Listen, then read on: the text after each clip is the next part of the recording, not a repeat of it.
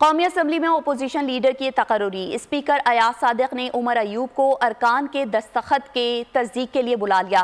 कौमी assembly secretariat ने party position जारी कर दी। सेक्रेटेरिएट ने आज़ाद अरकान को तहरीक इंसाफ के हिमायत याफ्ता तस्लीम कर लिया।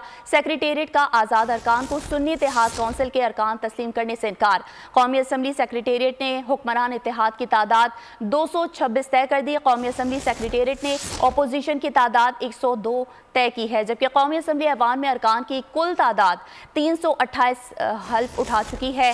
कौमी असम्बली ऐवान में कुल अरकान की तादाद 336 बनती है। 8 अरकान की नशिस्तें ताहाल खाली हैं।